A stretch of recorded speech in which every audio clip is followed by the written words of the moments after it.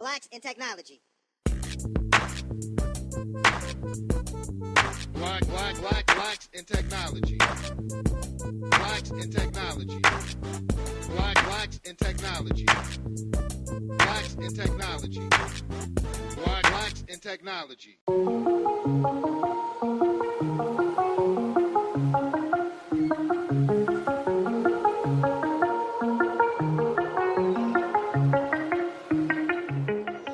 On this episode of the Big Tech Talk podcast, our guest is Maliya Baxter. Maliya Baxter is a student at Towson University studying computer science. In 2022, Maliya founded the student group Sister Scripters, which supports undergraduate African American women in technology and computer science by providing them a community to help them achieve their personal, professional, and educational goals while raising leaders in STEM advocacy. Maliya regularly collaborates with other organizations on and off campus to provide a safe space for women of color to pursue their tech dreams. Her goal with Sister Scripters is to help amplify Black women's voices in technology, encourage the participation of other Black girls to join tech, support the curiosity of STEM education, and educate Black women on the career readiness skills needed to land jobs and internships in various tech environments. Upon graduation, she plans to apply for nonprofit status for Sister Scripters to continue growing the organization and expand its reach to different organizations and universities nationwide. And now, our guest, Maliya Baxter. Hey, Maliya, welcome to the show. Hey, thank you so much for having me. My pleasure. As we typically do, could you give us a little bit of information about, your background, kind of where you're from, a little bit about your education, things of that nature? Yep. Well, I'm currently a senior at Towson University, and I'm actually set to finally achieve my Bachelors of Science in Computer Science in exactly 10 days on May 26th at 3 o'clock p.m. So I'm very excited. Congrats. Thank you. I am counting down. But I'm from Maryland, and I actually grew up in Charles County, but I currently reside in PG County. Okay. So tell us, how did you first become interested in tech? Well, actually, in middle school, I went to Milton Summers Middle School in Charles County, and they had this thing called Hour of Code, where students were introduced to coding by using a website called code.org. I'm not sure if you're familiar with code.org, but yeah, I've heard of it. it's similar to Scratch, if you're familiar with that. Okay, yeah. So we were using block code, and we were able to create our own little games. And so in 8th grade, in my math class, I got really into the coding portion because I just had this realization that I was able to be like super creative with coding, and I could really create anything that I wanted. And that really blew my mind, honestly. And also my classmates would ask me for help. And when I went home and I continued to explore code.org on my own, my mom, she was affirming me, telling me that this was cool and I was doing a good job. So Nice. with that, I was like super duper excited to continue pursuing something. And I was also excited that I finally found out something I was really interested in, something that allowed me to not only be creative, but something that also challenged me. So that's really my story. It all started really in middle school, and then I just continued with that in high school. Nice. Yeah, early exposure is definitely key. And then having your mom in your corner to support you is key too. And I say that because, in some households, sports or some other extracurricular activity usually takes the forefront. Usually that's in the forefront of a parent's mind, like, hey, get my kid active and get them into some type of so to have a parent to say, hey, like, this is something you're interested in, that's great, I'm going to support you, I think it's a fantastic thing. That helps a lot. So you got into it in middle school. Tell me this? What was the first program that you done on your own, that you coded? In middle school, that was it was like a Star Wars game. So the theme for the code for the Hour of Code was like a Star Wars theme, and so it was like a basic platform game. A basic, you just take the character and you move it around. So that was my first one, and then I just kept playing. I got home and I just kept playing with it, kept making different games, and yeah. The BIT Foundation has established featured partnerships and programs with companies such as Amazon, AT&T, CompTIA, Techstars, and more to provide our members with the resources we want and need to thrive and succeed in this tech ecosystem. To learn more, visit foundation.blacksintechnology.net.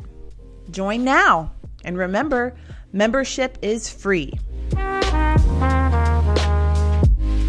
What type of languages were you learning in high school? So my first introduction to programming course, I was using Java. Okay. And then when I took AP computer science principles, then we moved back to the block coding. It seems kind of backwards, but yeah. So Okay. And so during that period, I know you had your mom as your as support. Were there any other influences that you had along the way? My high school computer science teacher, Mr. Stone, was actually a huge influence on me. So during my sophomore year, actually, I was taking a general computer science course. Mm-hmm.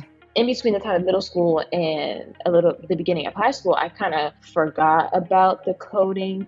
But then we started to do Scratch again. So, well, not Scratch again, but we started to do Scratch in the general computer science course. And so my excitement about coding peaked again. Okay. And so I told my teacher that I wanted to learn more about coding, and she introduced me to Mr. Stone. And so I went to St. Charles High School, and we had these different pathways you could get into. Okay. My junior year, I started the computer science pathway. And I remember on the first day of school, my junior year, I entered my first introduction to programming course, as I mentioned before. And immediately, like, my heart sank for real, because I saw a room full of men. And that was the first time I had ever stepped into like a classroom like that. Yeah. So I saw a room full of men, and it was only maybe two other girls, including me. I took my seat at the front, and I think Mr. Stone could honestly see the panic in my face. Right. And he came up to me, and he asked me if I was okay. And I just whispered to him, I was like, "Yeah, I'm dropping this class." Wow. Yeah. But he encouraged me to stay. And I'm very grateful that he encouraged me to stay. But he encouraged me to stay because he said that I would do great. I did. I definitely did do great. I did. I excelled again. During this time, Mr. Stone was also like the faculty advisor for Girls Who Code. I'm not sure if you're familiar with that, but it's basically an organized, Girls Who Code. Yep. So I joined that, and I got to work on some really cool projects with him and the other two girls that were in my class. So Mr. Stone made me feel super comfortable about technology, and he helped me to be proud to be a woman studying technology. And he just like really made room for me, and he just appreciated, like, I don't know, he just like advocated for me, and I really Right. needed that. And I really appreciate him for that. Like, he was so much of an influence that I actually wanted to become a high school teacher just like him. Oh, wow. That has definitely changed. Definitely don't want to be a high school teacher anymore, but that was my first initial goal was like, okay, I'm going to get this bachelor's in computer science, and then I'm going to be a Right. high school teacher. But that has definitely changed. Well, shout out to Mr. Stone. No, for real. Huge shout out to Mr. Stone. And it's so important because that he did that, because representation matters.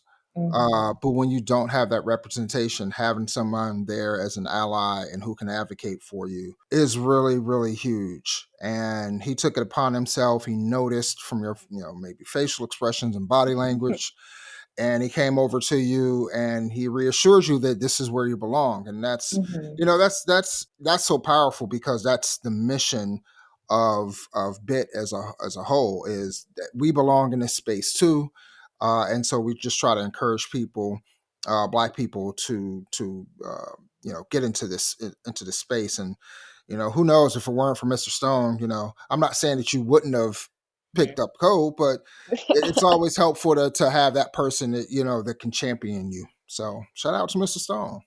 Yeah, huge shout out. You leave high school, you go to the university, and in your bio you said that you won the Hills, is it Lopez? Hill Lopes. Hills Lopes Scholars Program. Tell us, or you were able to get into the Hills Lopes Scholars Program. Tell us a little bit about what that program is and how it assisted you and at the university. So the Hill Oak Scholars Program is designed to support women in STEM. The program offers like coursework, research, seminars, mentorship, Mm, um, personal professional development. So many different good things come from this program. It just really helps you to get the professional skills, the professional academic skills that you need in order to be successful as hmm a woman in STEM.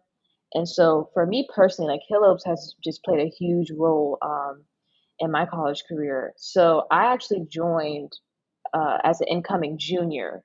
So Okay. you can join as an incoming sophomore, but I joined a little bit later as an incoming junior. hmm And it just has given me the community, mentorship, sponsorship that I needed to become the person I am today, really. Very nice. When you're so used to being one of one in a classroom or one of three in a room, you Yeah. start to honestly feel like you don't need a community. Like, you get this pride that, like, oh, yeah, I can do it myself. Like, you kind of get this, like, stern type of demeanor to yourself.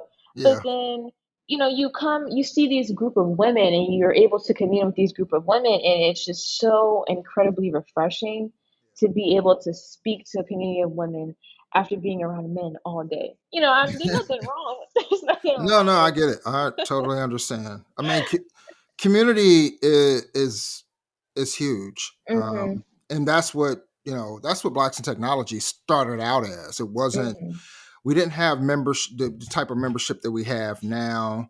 We weren't doing podcasts early on or anything like that. It was more or less to convene a community so that we can support one another and help one another, and just have that community to fall back on, especially when there are incidents or there are situations that don't necessarily involve tech, right? Like there's social issues that happen. There's issues at the workplace. There's issues with different circumstances, and to be able to have a community and say and kind of get the opinions of the community and Hmm. how to handle a matter, is huge. And I can only guess, then when you're in a woman in technology, not only is it majority white, but it's majority Hmm. male. It's male Men. Yep. dominated. And so to have a community of women where you could go to, just the technical side is one thing, right? Just supporting each other on that side is huge. But then to be able to come in and say, I had this incident with this other, this man, and Oh, he made me yes. feel this way, and then they can chime in and say, hey, you can handle it, or we're just here for you. We're just here to listen. Hmm. That's huge, and it helps people from being dismayed and disheartened about the dynamics, and the makeup of the industry from a demographic standpoint. Yeah. Um, that could be daunting alone. Just having to deal with that, and you being a Black woman, you're at this intersection of being a woman and being Black. Yep. That could be a lot, and it can turn you off from tech as a whole. It Yep. almost did, right? You came into the classroom and you were Right. just like, whoa, I don't know. I mean, Yeah. so just having that community is huge. And I'm glad you were able to, to have that community. Yeah. And I'm thankful that, like, I get to speak with you because the fact that you recognize that I have two strikes against me. Well, I don't know. I don't want to call them two strikes, because I don't want Yeah, to say let's not say negative things. strikes. Yeah. But I'm a woman and I'm also Black. So, Yeah, I'm happy that you recommend, because I have to just explain that to people that, okay, yeah, you're a woman, but yeah, I'm also Black, so it's a little bit different. But right. like you said, like, it's just honestly refreshing, because not only is it just, women in tech, but it's women, and it's not just Black women, it's women in STEM who are, it's a super diverse group of women in STEM. And hmm so we get to see how, tech connects with biology and chemistry and physics, and, like, Nice. the stuff that they're going on, the things that they have going on, and the stuff that they're experiencing in their departments. Right. It's just a breath of fresh air, Yeah. honestly. I really honestly encourage every woman studying STEM at Tufts University, if you're able Yeah. definitely endeavor to join the Hill of Scholars program. And I just want to throw this in here. Like you run across these certain people, not that you should listen to them, but you'll run across people that, oh, why do you need a women's group, or why do you need a group Mm, for Black people? And people think that it's an exclusive thing, but actually, what you're mhm, doing is you're advocating for inclusion. The more a community like a tech community of women grows, the more inclusive tech becomes as a whole. So it's like, give us this space. You've had this space for decades. So allow us to have this space. Allow us to grow and make tech as a whole more inclusive. Like that's what it's really. It's yeah, not about excluding anyone. It's about including us, right? So right. BIT is always focused on forming new partnerships and opportunities to assist the community and our members with their continued professional growth and development. If you'd like to partner with us, send an email, inquiries@blacksintechnology.net.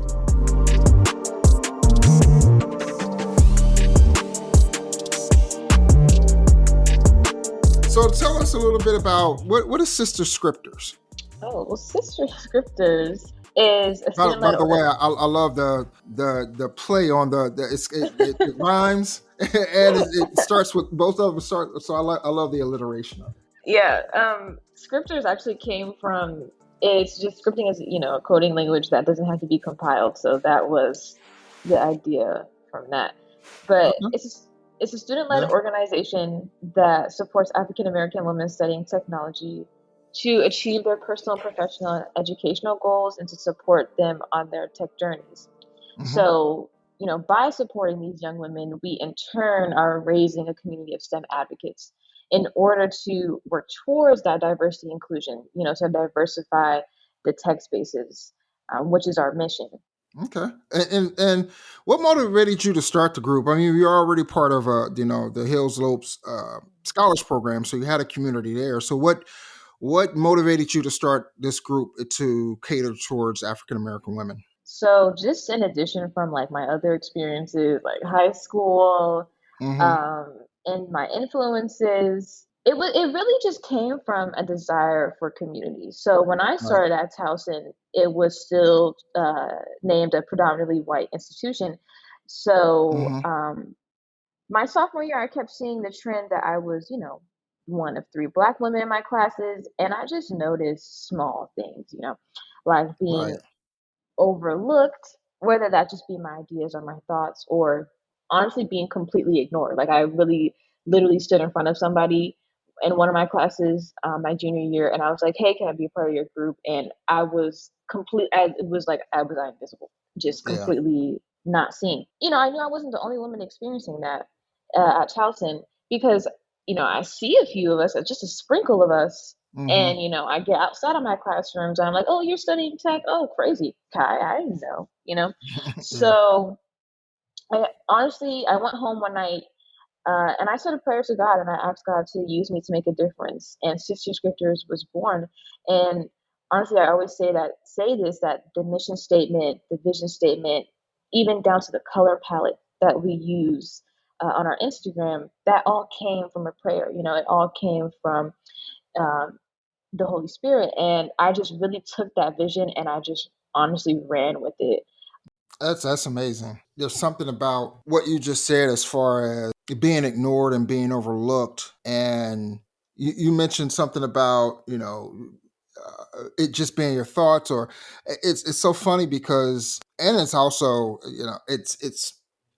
it's exhausting, but it's something that as Black people that we have to deal with, and that's to have these antennas up. Yeah. And there's people out there that be like, oh, you're just always looking for something to pin race on. It's like, no, like we there was a quote that James Baldwin said in a documentary I watched, and he said something about like, and I'm paraphrasing here, like if we don't have these antennas up, we can die. Going into a store and being, waited on and then being told something that I wanted behind the counter that it was a different price than what was advertised. And I was just like, you can't do that. Like, you have to honor the price. And this guy was just being, irate with me. And I'm just like, I Hmm. don't understand what's going on here. And so I was explaining this to a white colleague, and I was just like, I feel like that was a racist thing to do. Like, you have this price advertised, and all of a sudden, on the whim, you want to change it because you see it's me. And he was like, well, how do you know it's racial? Blah, blah, blah, blah, blah. I started going into all that. And I'm just like, man, I've been black all my life. You know, I Yeah. can tell when attitudes and Yep. behavior change because I have that antenna up. And it's because I've had to have that antenna up. It's Yep. not that I want it. I'd love to not have to worry about stuff like that. I Right. love not to, you know, have that on my mind 24/7, whether or not someone did something to me because of race. Like, who wants to actually live like that, right? Right. And it's exhausting because some things aren't as blatant and as direct as some people think they ought to be. They think that hey, you if they didn't call you the N word, then how can you say it's race? Like, that's not how Hmm. that works, right? So I found that what you were saying about that, like, I've had that happen to me in workplaces before, where someone would come and ask me a question, and I would give them an answer with confidence, and they would go right next and ask my white counterpart, and they would say the same thing, and they just Yep. oh, okay, cool, yeah, that must be right. And it was like, hey, I just told you that. So that's so definitely I mean, and that right there is why community is important, because you can vent about those things, and then you can also understand and learn how to deal with that as well. So let me ask you, what does support look like within the group? What types of things are you all doing to help one another? We are a sisterhood, and that's what we push the most. So we support each other as a sister should. So by loving one another, encouraging each other to reach our goals, whether that be by offering wisdom, mentorship, sponsorship. In our Hmm. Slack community, we have an internships and opportunities channel where we just post internships. Like, people send me stuff, people send other people things around campus, events, networking opportunities, job opportunities, whatever it may be. We're posting that there. Like, we are letting each other know what's going on. We're keeping each other on the up and up. Yeah, I love it. Yeah, I mean, that's important, because sometimes it's not about sometimes it's not just the tech part of it. It's just about the other things that come along with it, like letting each other know about an event or a job or an Yeah. internship or anything like that, and that's huge because that alone can bring other opportunities to that person and the group as well. Yeah. So what are some of, like, any major achievements, like, with the group? So tell me, a story or something that you feel that was just like, oh well, that was incredible, that happened with the group. Well, honestly, for one, just being able to gather Hmm. Black women, all the Black women, or a good amount of Black women studying technology in one room is a huge accomplishment. I honestly cannot tell you how many times I've heard, wow, I didn't know there was this many Black women studying technology at Towson. Like, oh my Yeah, gosh, that makes me feel so good that yeah, people are seeing people are seeing. And yeah, it's just shocking because it, like I said before, it is a lot of us studying technology at Towson, but for some reason we just don't be seeing each other in our yeah. classrooms. And I don't really know why that is, honestly. What I will say is, as you get higher up in this major at Towson University, you start to see yourself less and less. When you start off in your introductory classes, you see other people that look like you see other Black men, other Black women, but then Right. as you get higher, it just seems like they drop off or they switch their majors to, Mm, especially when it comes to the retention rate of computer science. Like, people will yes. start with computer science, then drop off to IT or IS, and there's nothing wrong with that, but like, we want to help that retention rate with Black women studying CS and engineering. Yeah. So that alone is a super big accomplishment. But to add on to that, last year I was invited to speak at a Juneteenth event that Tufts University held. And so I presented our goals, and we were able to achieve all three of our goals. Some more, some a little bit more than others. So one of the goals was to grow our sisters' professional brands, and so we've hosted various workshops um, Hmm, to help grow their professional brands, like LinkedIn workshops, resume workshops. We had an nice. application party. One of Yeah. our biggest accomplishments from that was we had a speed networking event. And the speed networking event is where students were able to enter a competition and they were judged on how well they networked with a variety of employers. So we had employers there from GDIT, Uber, Very nice. um, Mid Atlantic. Like they were also like some of our huge sponsors, so we were able to give away scholarships to four winners of that competition. So that Oh, was a nice.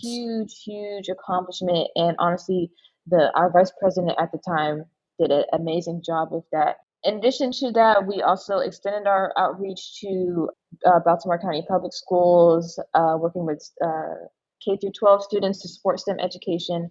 And then we also extended our community to support other majors. So we have a sprinkle of different majors that aren't tech. So we have some math majors. We Hmm. have um, like political science, communications, nursing, biology. We got a sprinkle, and I want to definitely try to expand that. That is very good. Congrats on all Thank that. you. Yeah. Thank you so much. And I love that you are reaching out to other professions or other industries as well, because nowadays the way tech is as prevalent as ever. I mean, there's tech in all those industries, Right. and so you all can help one another. Like it's so funny because I worked for a retail company, and during that time, I got to see like the inner workings of the technology infrastructure that they were using, and also some of the things that they were working on coming down the pipe, things of research and development. And I had a person I was mentoring. They hit me up one day and said, hey, I want to get your opinion or your advice on something. I interviewed for this retailer and I interviewed for this other one. He was like, but I don't know about this retailer. Like that's all they do is sell groceries. And I was just like, oh no, like, tech is incorporated in just about every industry Yeah, nowadays. And I was like, you'd be surprised at the technology that they're using at this place. So don't write them off because you think, on the face of it, you look like that all they do is sell groceries. On the back end of it, like there's a lot of technology and a lot of like groundbreaking stuff that they're doing. And with that advice, he ended up going and taking a position with that company. great. But I say that to say, when you bring in other industries and other people from other industries, they can actually, open other people's minds to these industries and the technology that they use within those industries. Yeah, and I feel like there's gonna come a time when coding is gonna be something like one of the basic, like a basic language we Yes. have to learn. Like in addition to us learning reading, writing, math, like we're gonna have to start learning some basic coding. So Yeah. everyone will benefit from learning something Yeah. about tech. Yeah. I agree, especially with AI Oh, on the yeah. rise. Hmm. But that also gives people an opportunity, with AI on the rise, like it gives people an opportunity to utilize the AI to help them learn how to Yeah. code as well. Yes. Um, the United States, really globally, but here in the United States specifically, you've seen cities that have really changed as far as the industry that they rely on for their economy, right? You have towns and or cities and southeast areas that were coal mining towns that have been hit really hard because coal mining isn't what it was 50, 60 years ago or even 20 years ago, right? Yeah. Then you have with automation, everything like that, and then you have cities that were, relied on, the automotive industry for a lot of their things. And now, since that becomes more automated, now you need people in these positions that can fix the machines and, code the machines that took their jobs, so to speak, right? Mm-hmm. So that's only going to continue. And I mean, only been within the past 20 or 30 years. Just think how it's going to be just in the next 10 years.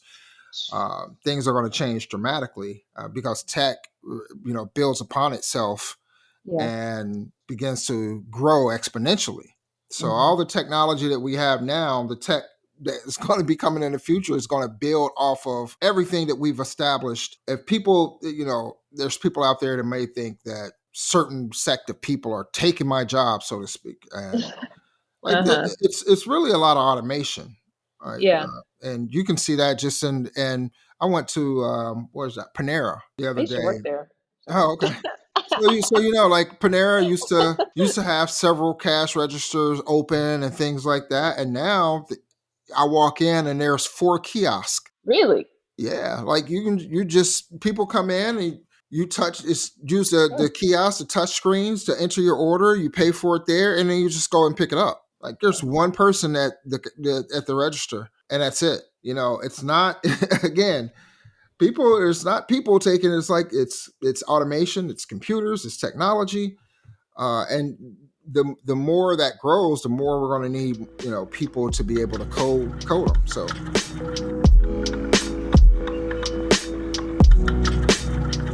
What's up, everyone? We hope that you're enjoying this episode of the Blacks in Technology Big Tech Talk podcast. Do you or someone you know have a dope story that they want to share with our bit audience?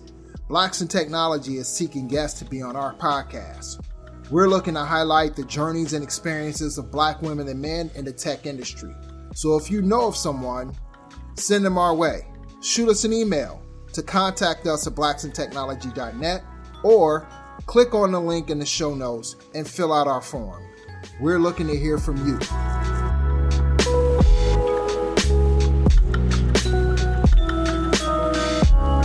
So tell us a little bit about, you stated that you work with other orgs on and off campus to provide a space for women of color in tech. Give us some details into that work. On campus, we actually partnered with this organization called the TU STEM Excellence. TU STEM Excellence. And so they support STEM education as well. And so this was actually last month, a few weeks ago, we partnered with them to teach high school or to really mentor young high school African-American girls to build Lego robotics. And so they were a part of, Baltimore County Public Schools.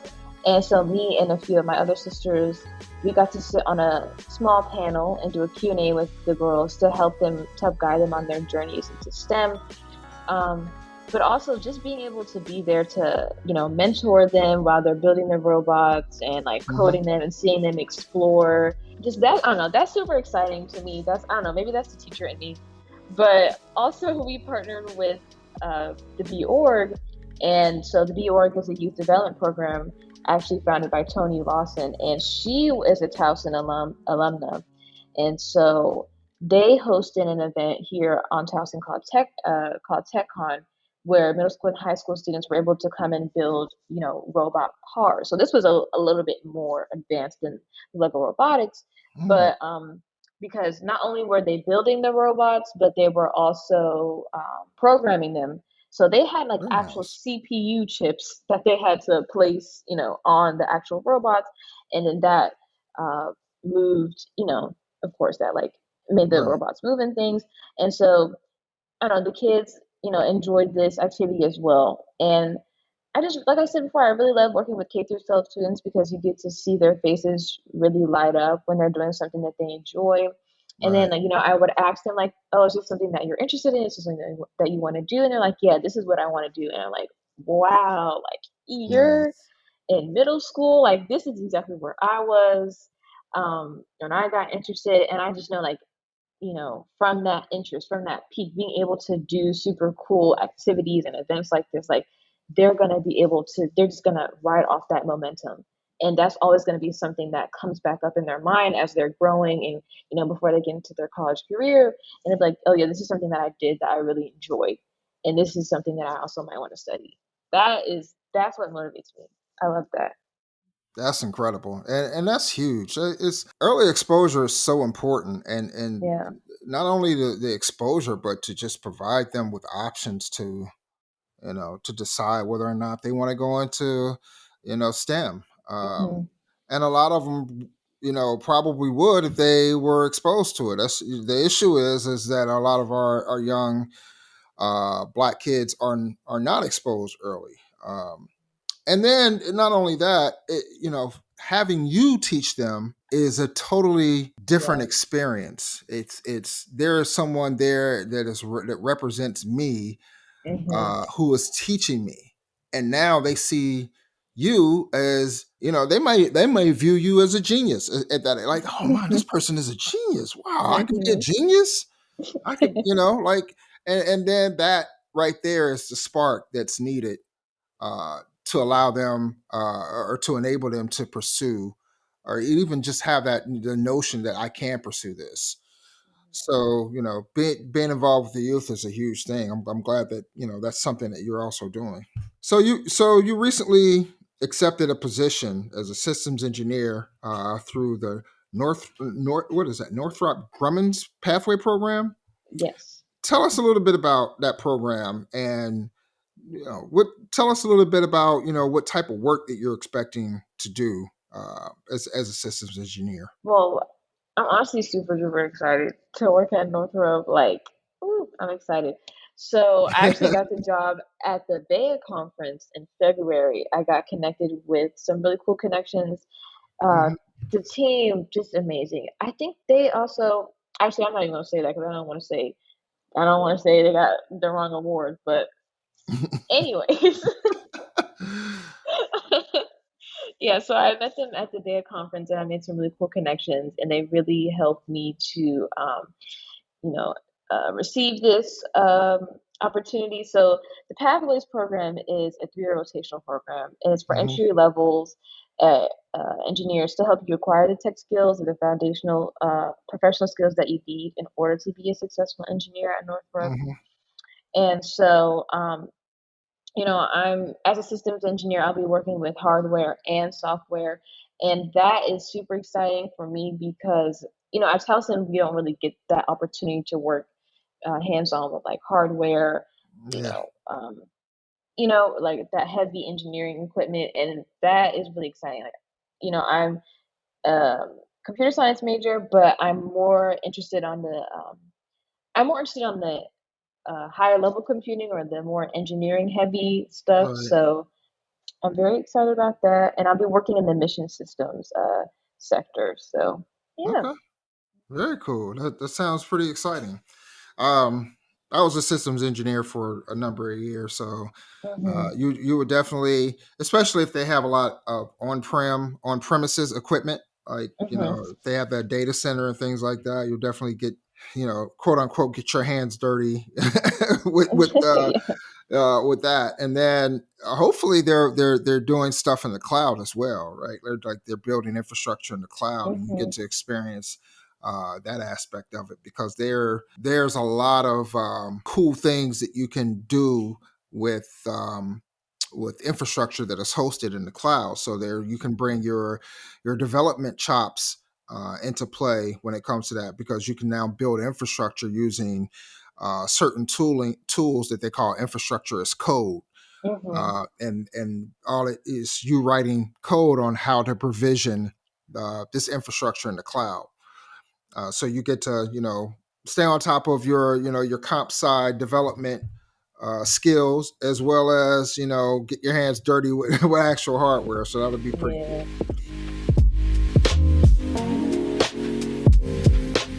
Do you have a product or service that you would like to share with the BIT audience? Or maybe you'd like to support the BIT community and do your part in helping us with stomping the divide? Start by sponsoring one of our podcasts. Please email us at contactus@blacksintechnology.net.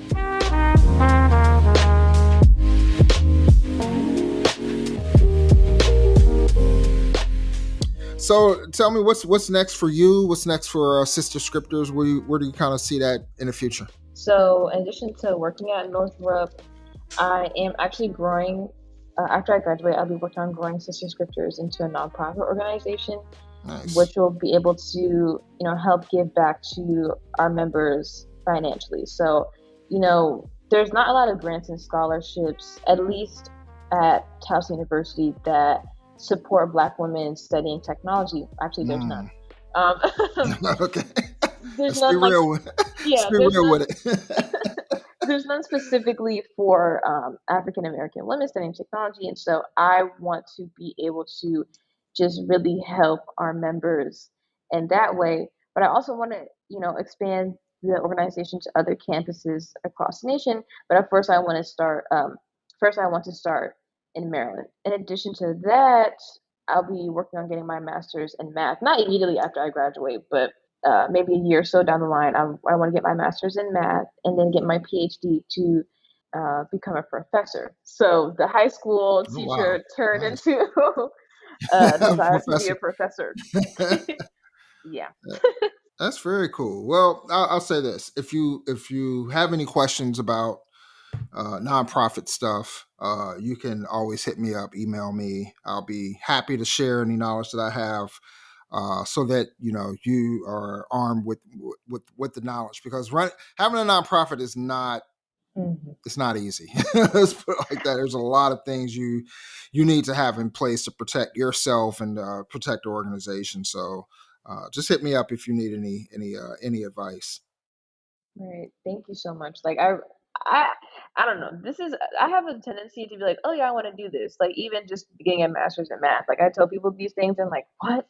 A master's in math?